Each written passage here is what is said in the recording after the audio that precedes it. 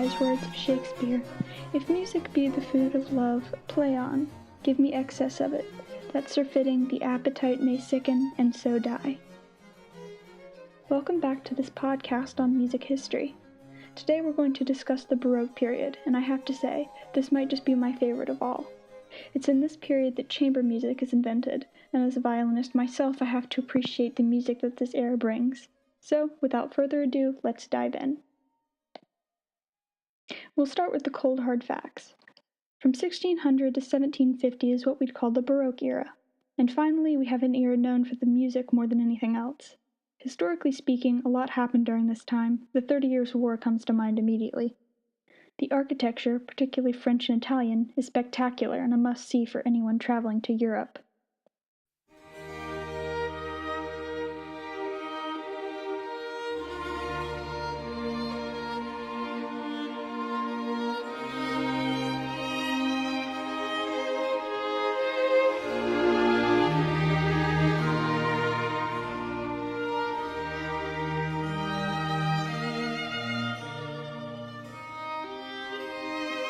Music-wise, I think you'll recognize some of the names.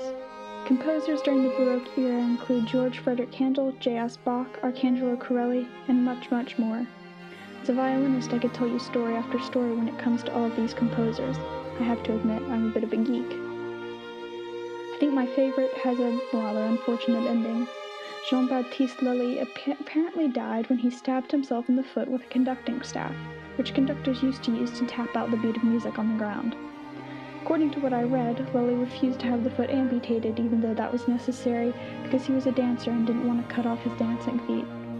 He died, of course, from gangrene, and whether or not this story is just funny or ridiculous is up to you.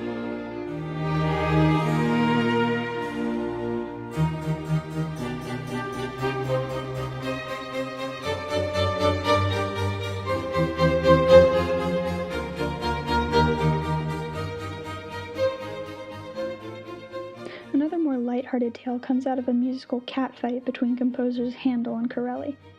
Corelli famously insisted that the highest note that could be played on a violin was a D on the E string, and he refused to play any higher. One night, in a public performance where he read a piece by Handel on sight, he was confronted with a high E, one note higher than the D he claimed was unplayable. It's rumored that Handel put the E there on purpose as a practical joke, but Corelli was unamused. He stomped off the stage in a tizzy.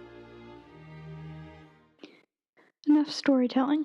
Baroque music brought new styles that hadn't ever been tried before, like string ensembles. One trademark of this was the basso continuo, an underlying improvised bass line played on a cello or harpsichord. There was also a lot of operatic music composed during that time, and chamber music was a big trend. Oftentimes composers like Handel or Bach would have patrons, or rather they would be hired by wealthy lords and the like to compose music for them. Baroque music set the stage for classical music. It provided foundations on which people like Mozart and Beethoven could build. While a lot of the ensembles were in smaller chamber groups, like a group of 4 violins, or violin, viola, and a piano, the themes and harmonies would continue to influence the composition of classical music all the way up to today. You've probably even listened to Baroque music yourself. It's commonly performed all over by ensembles who dedicate their time just to perfecting the music from this period.